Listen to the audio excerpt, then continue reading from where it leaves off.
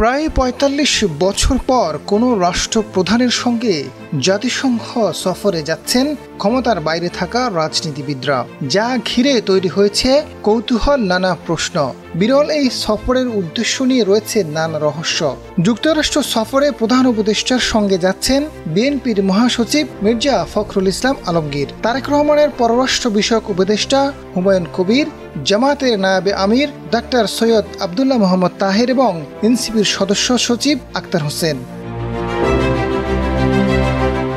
অনেকের ধারণা, সংস্কার কার্যক্রম সব রাজনৈতিক দলের ঐক্যমত্যে অনুষ্ঠিত হবে আগামী নির্বাচন, যাদের হাত ধরে বাংলাদেশে গণতন্ত্রের নতুন যাত্রা শুরু হবে।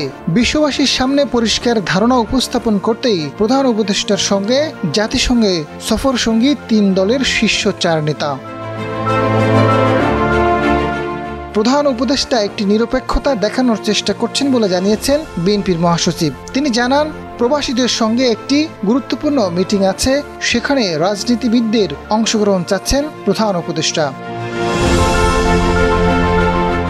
নির্দিষ্ট ৩টি দল থেকে কেন প্রতিনিধি নির্ধারণের সিদ্ধান্ত?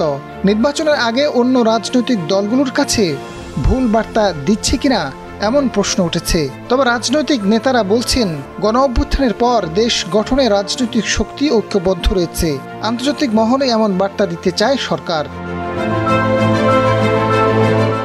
জাতীয় ঐক্যমত কমিশনের সংস্কার প্রশ্নে জুলাই সনদ বাস্তবায়ন নিয়ে এখনও একমত হতে পারেনি দলগুলো। প্রধান উপদেষ্টার সিনিয়র সহকারী প্রেস সচিব ফয়েজ আহমেদ জানান, এমন প্রেক্ষাপটে জাতিসংঘে সফর সঙ্গী হিসেবে 3টি দলকে বেছে নিয়েছেন প্রধান উপদেষ্টা।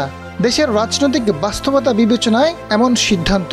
প্রধান রাজনৈতিক শক্তি হিসেবে বিএনপি ও জামাত, জুলাইয়ের সামনের সারিতে থাকা ছাত্র প্রতিনিধিদের দল এনসিপি, এভাবেই প্রতিনিধি বাছাই করা হয়েছে।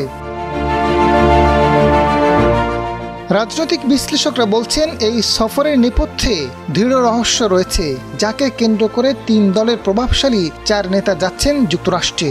বিশেষ করে চট্টগ্রাম বন্দরের ব্যবস্থাপনা, মিয়ানমারের সঙ্গে করিডোর প্রসঙ্গ, দক্ষিণ এশিয়া অঞ্চলে মার্কিন প্রভাব ও ভূ রাজনীতি নিয়ে নানা কৌশল সম্পর্কে 3 দলের নেতাদের একটি অবস্থানে আনার চেষ্টার অংশ হতে পারে। আজাদ ফারুক, ডেস্ক রিপোর্ট, সময়ের আলো।